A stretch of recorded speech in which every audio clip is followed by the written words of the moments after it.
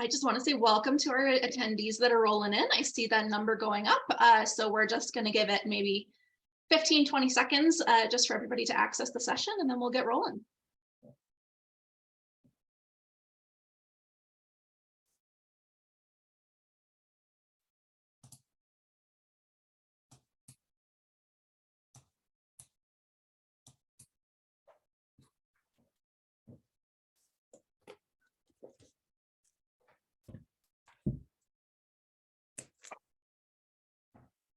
Okay, I see that number slowing down, so I think let's get started. Welcome everybody to our webinar today. We've got another photography lesson for you. This is a part 2 of some photography sessions with Heiko, but we do have our part 1 available on our YouTube, and when we send out the recording to this after, I think we'll include a link to that first session as well, because there's definitely lots of knowledge, so let's share it out. So yeah, welcome to our webinar hosted by MacEwan University School of Continuing Education, and we have the wonderful Heiko with us to teach us today.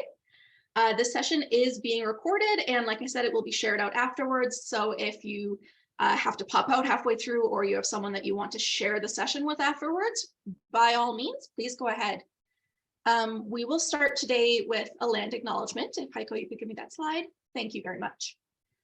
We acknowledge that the land on which we gather here in Edmonton, Alberta, which is where MacEwan is based, is on Treaty 6 territory and is the traditional gathering place for many Indigenous people. We honor and respect the history, languages, ceremonies, and culture of the First Nations, Métis, and Inuit who call this territory home. And with that, I'm going to pass it off to Heiko. Perfect.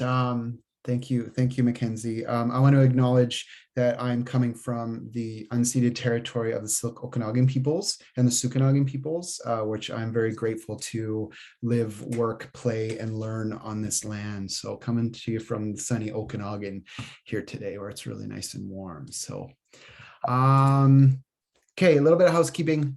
Microphones muted, and there is a chat box so you can type your questions in, and we will have some time at the end for some questions. And as Mackenzie mentioned, this session is being recorded, so you will get a recording of this, which is good because we're going to be hitting some stuff pretty quick today. We only have a short period of time together, so hopefully that will open up some pathways for you to want to share more time with us and start to sign up and take some of these classes, because they're a joy to teach and a joy to be a part of. So today's sessions, talk a little bit of introductions, just kind of going through this intro part. We're going to talk about today's goal is about space, and we're going to be talking about space in photography. And we're going to define what it is, and then we're going to break it down into 2 specific areas: the technical space and the compositional space. Break through some myths as well that are out there, and some things that might be confusing to some people, especially when it comes down to the technical space. And then we'll have some time for some questions and answers at the end. So ask anything, ask me anything. I'm open for questions. I'll talk about any genre, anything that you have in regards to photography, or even the classes that are going on at MacEwan. I'm very grateful to be a part of this team for over 5 years now, I believe. So who's me? My name is Heiko Wolfgang Ryll. That's an older version of me with my long hippie hair when I moved to British Columbia. I've been teaching for over 2 decades. And I'm coming into 12-ish years of doing of photography, where I used it to start off supplementing my income and then used it as my primary income. In 2020, during the pandemic, we had an opportunity to move here to Summerland, British Columbia, and I have a small little tour company that I run here that takes people out into nature, and we do some photography workshops where we're just right on the land when we're doing it. And that's the joy of being in this magical, mystical place. So a little bit of review from last session, just a couple things just to get us all situated again, if you were at that last one. The key thing about photography is about discovery. And this is from a photographer by the name of Derry Moore. And it's a process, and there's no such thing as a perfect photograph. There's no such thing as everything coming together simultaneously. So it's just beautiful, and there's a masterpiece that's created. It's about whenever we press that shutter, there's learning that's occurring. And if we approach it that way, and we approach it as a practice, as opposed to something that we can master, you are always going to be continually developing. There's always something new to learn. There's always new technology. There's always new compositional ideas. There's always new things to experiment with and new ways for our brain to learn and how we see things. The next is that all light is perfect. So this was a myth that we talked about in the first one. There is no such thing as imperfect light. All light is perfect. It's how you interpret it. It's the consequences of your actions, and what you do to capture that is where the light may not necessarily be imperfect, but it's just going to be, may not give you the desired results that you want. By limiting yourself, and this is something you may hear of, is when you're doing your self learning, is that if you're going to do, let's say, landscape photography, only photograph in the early morning and in the evening, golden hours. That's when the light is the best. Don't do anything during the day because the light isn't good during the day. Hooey, the light is beautiful throughout the whole day. You just have to learn how to manipulate it, how to control it, how to use it to get the types of photographs that you want, because there's certain photographs that you cannot make at certain times of day. So it's just, don't limit yourself, open yourself up. And I'm very conscious to not always kind of say, this is what you need to do. Like, you should be doing this. You should be photographing like this. If that ever comes up, I think I put this on you folks as the students, to always question your instructors, and question your mentors, and question your guides, or question your resources that you're finding on the internet about why are you telling me why I can't do this? Why do I have to use the rule of thirds? Like, why is that, right? And you'll dig deeper into it, and you'll find that these rules and the way that some people explain and teach these things is that it's easier. It's easier for me to tell you how I do everything and then try to create clones than it is for me to allow you, to give you the tools to be able to expand for yourself. So I accept that challenge to go, it's more important for me for you to become the true photographer that you want to be, an image maker that you want to be. I will share what's worked for me. I will share what successes are. I'll share my failures, but I'll also try to look at other areas to go, okay, this is the opposite of how I approach things. So just so we know that. So today's part two. Part one was light, and light here is the biggest word. Part two is space. So that's the second part of this equation that I do with breaking down photography into something a little bit more digestible for us, and taking away some of that heavy technical aspects of things. So what we have in space is we have two specific areas that we can go into. There is the technical side of things, and that's where we're starting to use the technology that's inside of our cameras, and understanding what it's actually doing and learning how to work with it, but not be hindered by it, use it to expand our creativity. And then compositional, where that's very subjective, and that's how we see the world, but things that we can do to help tell the stories that we want to in the types of photographs that we are making. So first one, technical. The biggest one with technical is what's called depth of field. And there's a lot of misinformation out there about depth of field. And it's taken me a long time to really break this down into really what is depth of field. When we first get our cameras, depth of field is usually when you get an aperture, open your aperture up to the smallest possible number, and you're going to get the shallowest depth of field. And it's like, boom. And it's like, okay, but what happens if I'm 50 yards away from my subject and I want a shallow depth of field? So I change it, set my aperture to a wide open number, but I don't get shallow depth of field. Everything's staying in focus. What is happening? That's where the other factors start to come into play. So there's three components that make up depth of field. There's the aperture, the focal length, and the distance. We're going to explore each one of these. So first is aperture. So what aperture does on our camera is it controls the amount of light that comes into the camera. So that's the first place. So light is the first path. When light's path is coming to become a picture, the first step is once that light reflects off of a surface, it's entering in the lens element here. And inside that lens element there's some little blades, and those blades are what are called aperture, and that's controlling the size of the amount of light and the amount of light that's coming in. And you can see, kind of think of this almost like a bucket. See, as the number gets smaller, the hole gets bigger, so the bucket's bigger. So it's holding more. So there's more light that's able to come in. And the more light that's able to come in, the brighter our photographs are going to be, for one thing. And the next is that it's going to start to affect not necessarily the depth of field like this image says. What it's going to do is it's going to affect the actual area of acceptable focus inside of our camera, which is called the focal plane. So more on that in a couple seconds here. With aperture is, just remember that the smaller the number, the more light that's coming in, the larger the number, the less light that's coming in, okay? And what else this equates to is that inside of our focal plane, so on our lenses, and if you have your camera with you, when you have your camera, most lenses are gonna have this little dial, this little indicator inside of it as you're changing your zoom, if you've got a zoom lens. And what it's going to do is it's going to tell you where the focal plane is. So what that is how far away is the focus distance from our camera, right? And every lens has a little bit different numbers. So just take a look at that. Somewhere it's set in feet and in meters. So, and that's how far it is from the sensor plane. So that's little indicator on our cameras. We have these little indicators too, these little circle, and it's got like a little circle and a line through it. That's letting you know that's exactly the part of your camera where your sensor's sitting, and that's where the measurement starts to take place. Okay, it's technical stuff.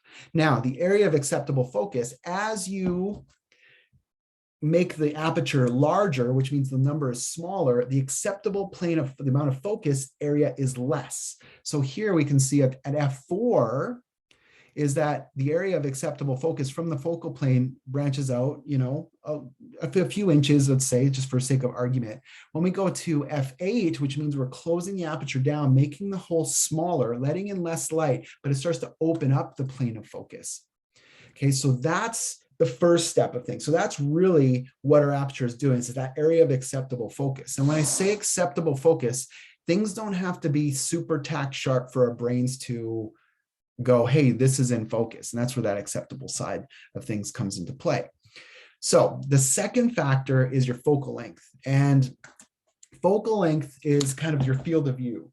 So as you have a wide angle lens or a smaller number, you're getting a wider view of the scene. Our eyes are, you know, about approximately like a 50 millimeter lens is the closest to representing the field of view that our eyes see. As you start to go wider, it's kind of like you're expanding out your peripheral vision, and you're able to see more of the scene, and you get more vastness that starts to happen. As you start to go from wide angle to mid-level zoom to telephoto then zooms in and really kind of gets a real tight focus in an area, but it also kind of has this effect of like compressing the scene. So the scene doesn't seem as vast anymore as a wide angle. That's why wide angle lenses are usually the go-to for a lot of landscape photographers, because it's just able to show some vastness with it.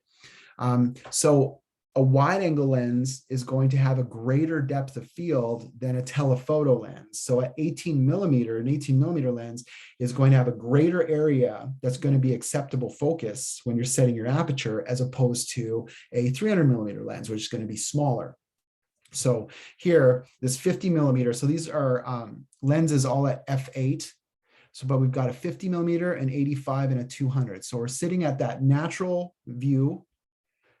Then we're going in a little bit of a mid-level zoom, and then we're going into a super telephoto.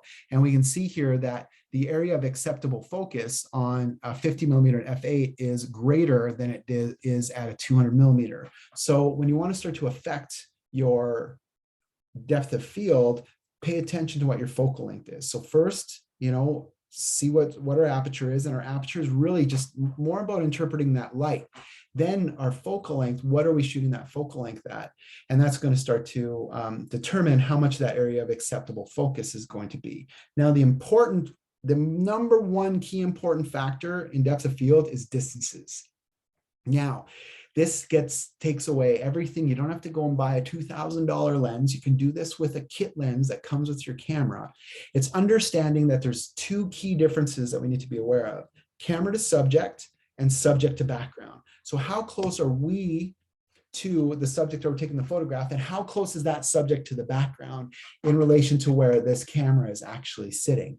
That is your key and most important factor when you're photographing and wanting to create depth of field. So let's use an example.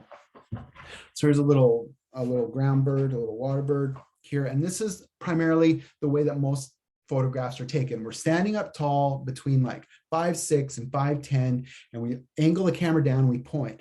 Well, if we take a look at this and we take our camera and we angle that camera down onto a flat plane, you'll see that now what we've done is we brought the background close to our subject.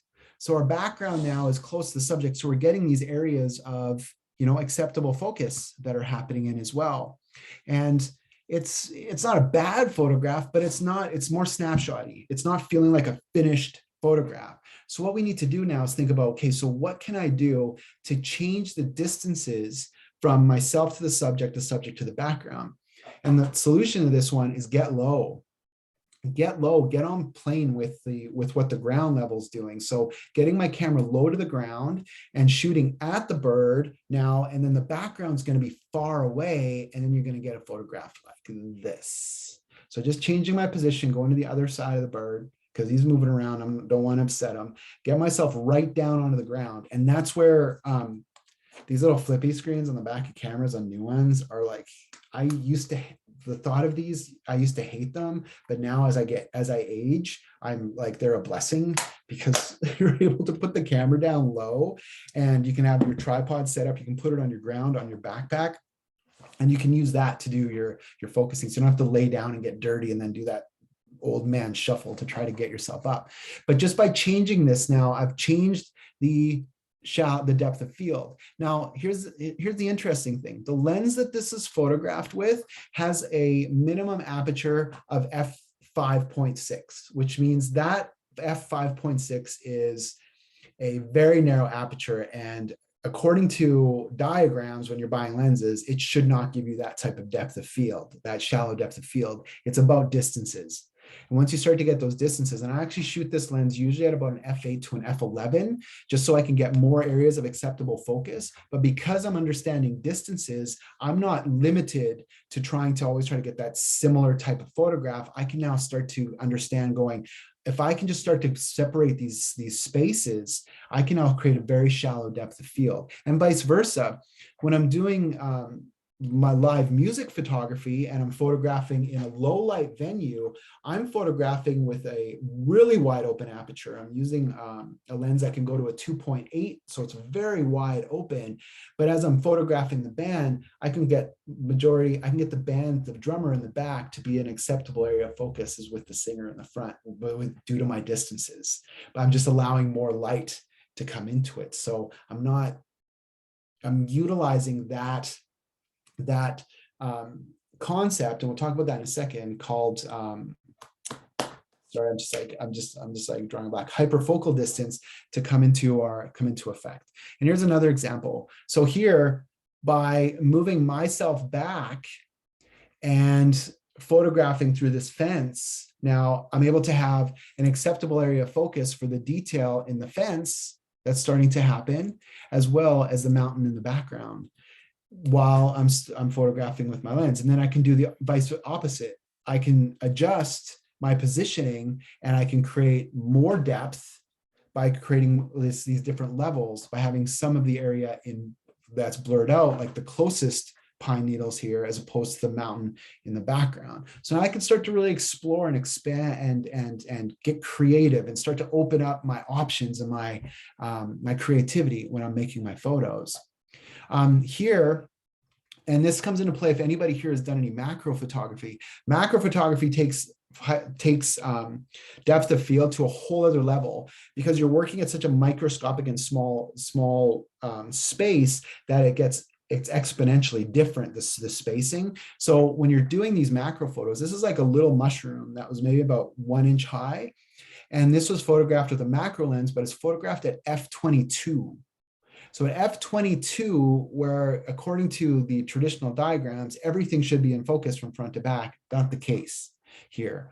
What happens is that because you're so close to it, the distances start to change so rapidly that it gets that shallow depth of field. And you have to use a post-processing technique called focus stacking, where you focus here, get this area in focus, then focus here, and then focus on your background, and use a tool like Photoshop to put them together to create a full focus stack that's going to create that full depth of field, because you can't do it. Lens physics does not allow that to happen. So this is like mathematical stuff that comes into play. So more math, hyperfocal distance. So if you want a great depth of field, the hyperfocal distance is something we need to be aware of. So everything that falls half the distance from where the focal plane is to infinity is going to be acceptably sharp. So here, this diagram, where if we just focus on this foreground element, and you see there's a spacing issue, the out of focus is going to happen on the background element. If I focus on the background element, the out of focus is going to be on the foreground element. But if I focus at a place in between the two, half of that distance back all the way to infinity is going to be in focus. This gets crazy mathematical, and it's physics again. So this is not something that, you know, we're making up some sort of voodoo. This is just math, and this is how optics work. And you can get tools that can help you. There's an app you can get on your phone called Photo Pills. So PHOTOPILLS. It has a depth of field, so you can actually measure it if you want to. You can actually pre-focus your lens based upon the meters or the feet here and get it set up. And this is a technique that street photographers use a lot, is they'll pre-focus their lens to, let's say, 1 meter in front of them, and then they can just hold their camera, disengage autofocus altogether, and just take pictures, and they're just trying to get everything that's 1 meter in front in focus.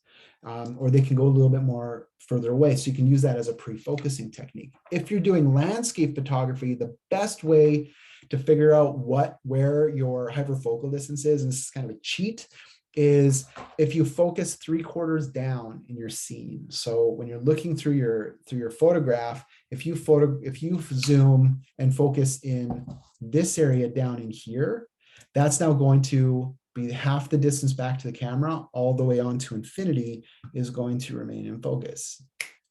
So you get a more greater depth of field. Distances are key with this.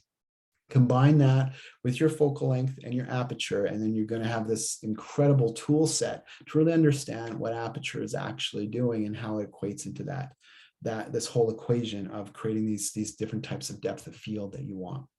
So here, this is using that hyperfocal distance. So by focusing on the horses, we have wild horses in this area, which is amazing.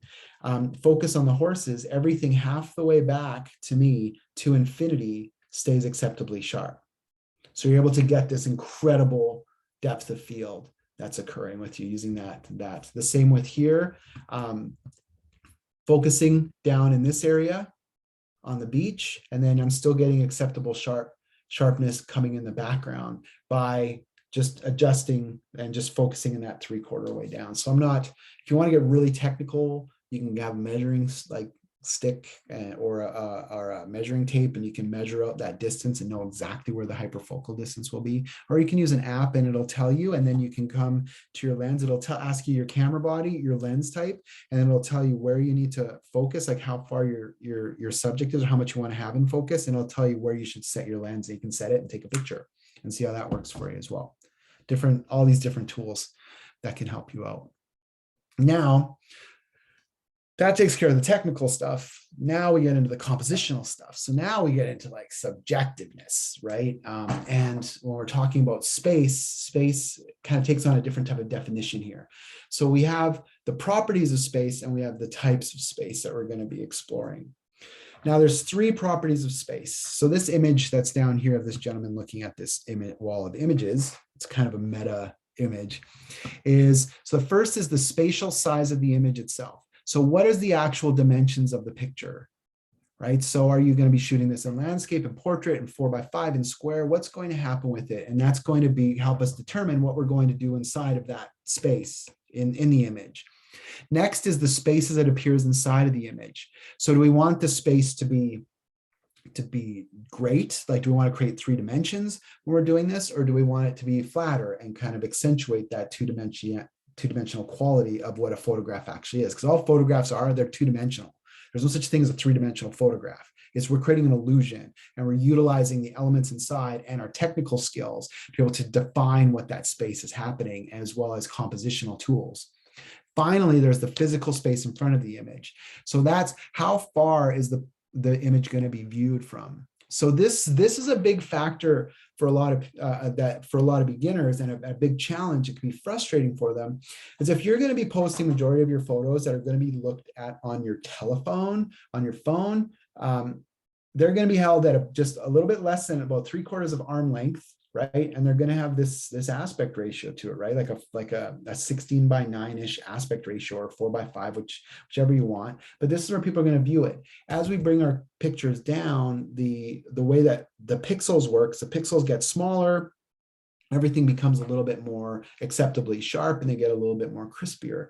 So I'm going to approach a photograph that way differently than if I'm photographing something that's going to go in a double page spread in a magazine, or even a billboard, where it's going to be a larger scene that we have to look at, and we want to make sure that we have that quality. Or even if you're going to be doing, let's say you're a fine art photographer and you want to do stuff that's going to go in a gallery printed very large, you need to make sure that you are getting the right resolution of your images, because that's how that image is going to be viewed, and you're going to compose it in a little bit different way.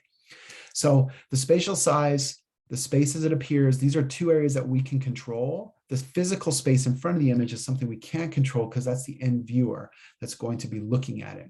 So aspect ratios, experiment with them, play with them. Some people like shooting portraits. Some people like shooting landscape. Since the technology dictates, most people hold their phones in portrait mode.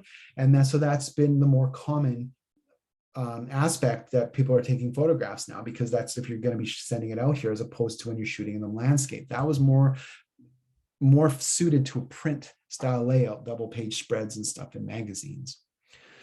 So here, example of my old studio here. If I photograph it one way, I get some depth that's going to start to occur here. If I photograph it another way, it flattens that space out. So now it doesn't feel as big anymore, as opposed to this photograph. And that's by using some of these techniques that we're going to be talking about, just compositional techniques about the type of space that we want to create. So that comes down to the types of space. We have 4. We have deep, flat, limited, and ambiguous. So deep space is we're creating the illusion of 3 dimensions. Okay, and we use things that are called cues, and those cues here come into play. We use perspective, size difference, diffusion, overlap, tonal and color separation, and we can utilize focus. The biggest key indicator to create deep space is what are called converging lines, or perspective. And by having converging lines, what that means is perspective, there's going to be a place where all of the lines in our scene are going to converge. And if we put something of interest in that, we're drawing the user into that space, but we're also creating a feeling of depth. So here in this photograph, nothing exciting, somebody talking in like a boardroom in a hotel. And how do you make this look interesting, right? Get low, get some perspective into play, and start to get some depth occurring. Here with this image, the lines are created by the buildings and the dock, and even the tops of the posts here, and even the masts of the boats. Everything is converging into the center. This is what's called single point perspective, or 1-point perspective. Now that point doesn't always have to be in the center. It can be anywhere you want it to be. And there's also 2-point, 3-point, 4-point. There's multiple point perspectives. Stanley Kubrick, who's an amazing filmmaker, his whole career was based upon this 1-point perspective. So if you watch movies like The Shining or 2001: Space Odyssey, you'll start to see that 1-point perspective is his go-to shot scene, just because it creates this feeling of depth. Next is diffusion. So as things go further off into the distance, they lose their textural quality, and they start to become not as vibrant, and they lose that detail to it. This is caused by particles, dust particles, and moisture particles in the air. And it's just a natural phenomenon that occurs, and we're used to seeing this, so we equate that with depth.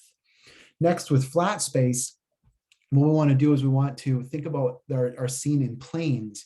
And just like we're talking about our focal plane, we want to create all those little planes in our area as well, where we want to get rid of any converging lines. The key is no converging lines happen in flat space. We want to make sure that the size of our elements stay constant or similar. We want to have a greater depth of field, and we want to make sure our tones and our colors are not different, but very similar. And what this does is this starts to create connection. So deep space, if we think about this and use like a movie as an analogy, most movies start off with an establishing shot and establishes space. Those are usually shot in deep space mode, so we can create this vastness. Flat space now is where we start to get connection between our subject and our background, or even within our subjects inside of that specific scene. So we start to create connection that happens with flat space. And a key with this is just size constancy. So keeping the size similar of our elements inside of the image is going to flatten that space out, and it's going to start to create connection between our subjects. The third type, which is combining flat and deep space together, is what's called limited space. The difference here is that there's still no converging lines. So there's at least two frontal planes. And what that means is that there's at least a foreground and midground, or a midground and a background. And we have that separation, and the amount of space that happens between those planes is what's going to create that feeling of depth. This is a very common and the most used shot that's used in motion pictures, and cinematographers use this because it just squares things off and it creates this incredible sense of depth, but you can also get this connection that's going to occur. And ideally, you'd want to have a foreground, a midground, and a background. And as you start to experiment with these spaces, depth of field, right? Where did that hear that before? That's where now we can start to create a greater depth of field by pushing those planes closer, having those planes come closer together, or we can have a greater depth of field by having them separate, or just alternate them. Like, don't have them similar. They don't have to be similar spaces, just have them so that they're different. So our foreground and midground are closer together than our background. You're going to create a different type of space. So some fun that you can have with this. This one is easy in concept. It becomes difficult in application because converging lines like to make themselves like to sneak their way into our images. So we have to be very aware of that. We have to start to learn it and learn how to critique our images and find out where things are starting to break down. So here's a limited space shot, right? No converging lines that are happening. We're utilizing, we're changing size of elements. We've got there's some depth of field that's occurring here, some shallowish depths of field, but we've got our elements, we've got set planes. So we've got a foreground plane, a midground plane, and a background plane. And by having those different distances, we're able to have different type of effect. And the final one is ambiguous space. This one is just all about creating visual tension. And this is commonly used in like horror movies or movies that are trying to create something tense is going to occur. You'll see that image makers will use this space. There's no up or down. It likes patterns, reflections, disorienting angles, textures. Those are great things. It's just about creating images that start to create a little bit of tension. You can sometimes feel that tension in your gut when you look at it because you don't know what's going on in it. And you've got those 4 types. And if you start to use those types when you're out photographing and go, well, deep, we've got convergence and we're talking about vastness and we're creating that third dimension. Flat is that connection of our subjects. Limited is creating depth. Ambiguous is creating tension. And now we can combine that in with our depth of field tools and our other compositional tools. And now we've got just this incredible creative toolkit when we're going out that we can always explore. So when you're out today or this weekend, because this is a great, hopefully the weather is beautiful where you guys are as well. Think about, how can I photograph this scene with deep space? How can I photograph this scene with flat space? What about limited? What about ambiguous? What if I change my camera into portrait? How is that going to change the way that space is going to be shown inside of this image? And then where do I want to post this image? Do I want to post it on social media, or do I want to print it out, make a card of it, put it into a book, whatever it may be, the output? And that just starts to drive your creativity. As soon as you start to ask yourself these questions, things start to happen. Creativity is a skill that's learned. It's not a skill that we inherently born with. We can get better at it by understanding and training it, just like we can get bigger muscles and get in healthier shape, build our lungs stronger by just continuously using it. And by asking questions and by starting to explore our subjects, now we've got the creativity is just going to start to clue in. Tie that in with the exercise from the last webinar. We were talking about working the object, where you take a photograph, find an object that you want to photograph, take a photograph at eye level, get a little bit higher, photograph it from bird level, get a little bit lower, photograph it from worm level, and then move around that subject as much as you can, taking those 3 shots. So going from the back, going from each side, going from 45 degrees, you get 24 images. By the time you've shot those 24 images, your brain is firing and your creativity is going crazy. Then start to incorporate space into it, and boom, woo, it's unlimited. So to kind of review what we've covered over these 2 short sessions that we've had together, my friends, is all light is perfect. And just use this as a mantra. You know, it is. Embrace it. See what it is. See what the consequence of that light actually is. But it's beautiful, and it's a gift that's given to us. Aperture controls the amount of light and the acceptable area of focus. Distance is the key factor in depth of field. So experiment with those distances. Wide angle gives you a greater depth of field. We've got our 4 spaces. And finally, just be curious. Like, you're out, you got your camera with you, and sometimes just something instinctually is like, there's something here in this area, and just start to explore it with your camera, and, you know, and release those images out into the world. And, you know, it's important that we share, and it's important that we, you know, we get to see how you see that specific world, because that's what's important to me, is like, how do you see it? And it doesn't fall into a rule. It doesn't fall into anything. It's just kind of, this is how you see the world, and this is how it makes sense to you, and this is what you like. So make images that you like, not what social media or anybody else dictates towards you. So that ends that part. Now we go into what can I do now? Well, we have our digital photography certificate. And we've got, that makes up of 5 courses. There's 1 course that sits outside of it called Photo Basics. So if you're brand spanking new and you've never, you know, you just got your camera, you have no clue, Photo Basics is like a 1-day workshop where we just kind of go through all of those little buttons and dials and stuff on your camera, just so you can get comfortable and get out there and start taking photos. Photo 1 is we dig a little bit deeper into the technical side of things, where we operate the camera to capture properly exposed and composed photographs. Photo 2, we start to bring in more subject-based photographs. So we're exploring into different genres. So we're exploring into portraiture. We're looking at landscape photography. We're looking at still life photography. Then we get into other areas that are a little more specific with photographic lighting techniques, which used to be called speed lighting. It's now called lighting techniques, because we explore available light, natural light, and artificial light in that course, and how, by understanding the different types of light that we have available to us, we can now best capture the types of images that we want to see, that we want to look at. Photographic post-processing used to be called Adobe Lightroom, now called post-processing, because Lightroom is not the be-all end-all. And there's other tools that are out there. There's free tools that are out there that we can use. And it's about understanding the post-processing process, that whole process of, you know, we have our intent, we go out and we capture our subject, and then we have to finish it. And that's in the photographic post-processing section.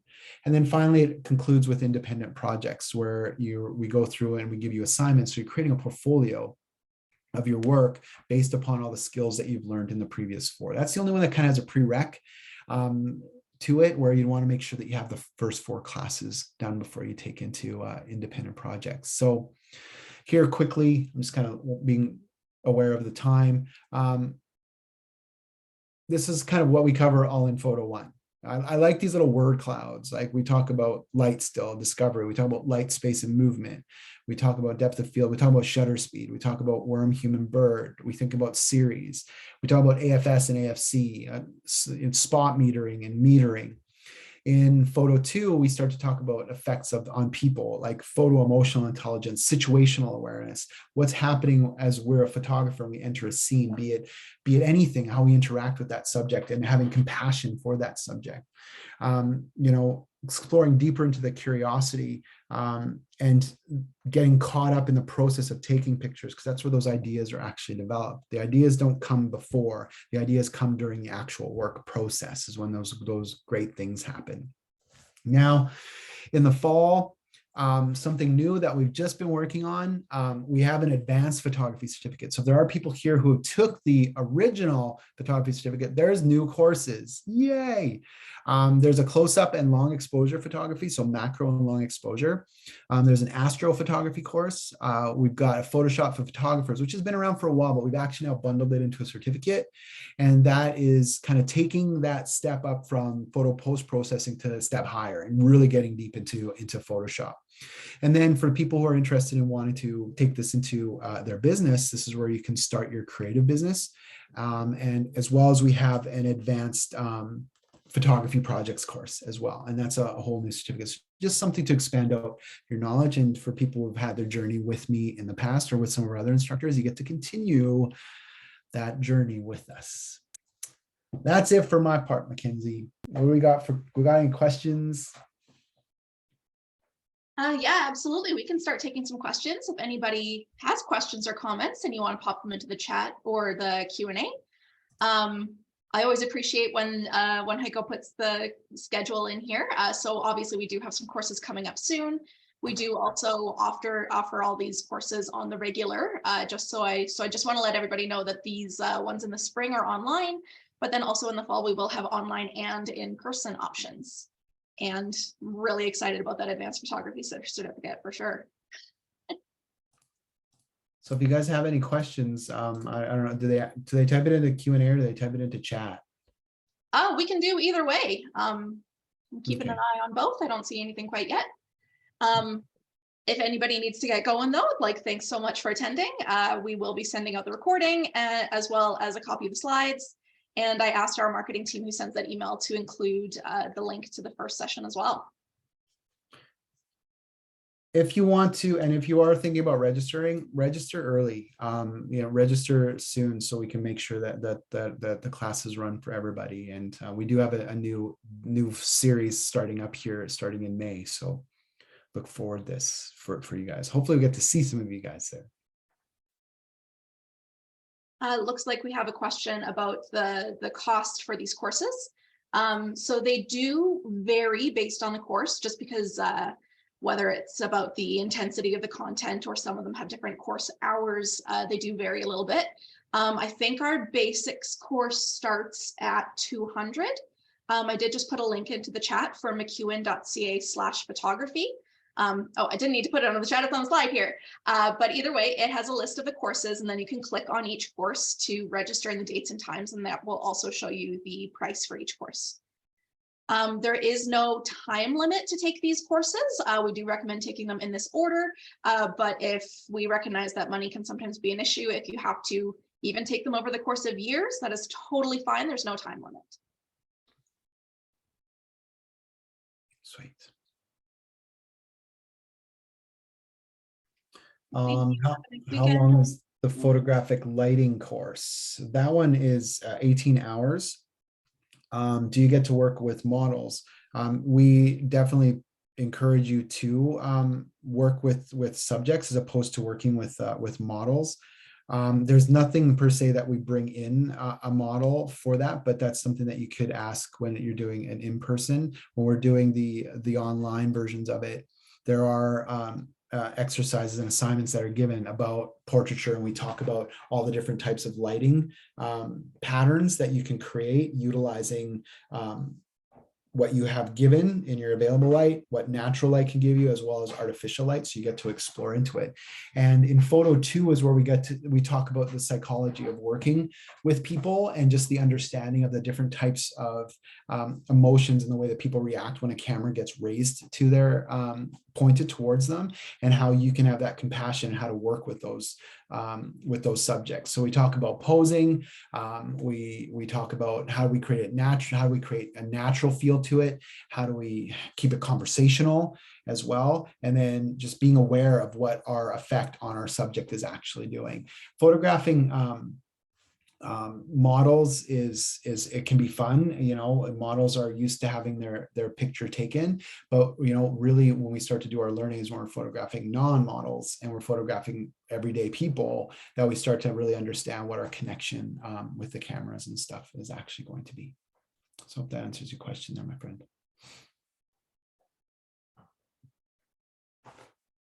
Okay, we don't have any other questions rolling in. I see some comments about this was very informative. I really appreciate all the info you shared. Couldn't agree more, everybody.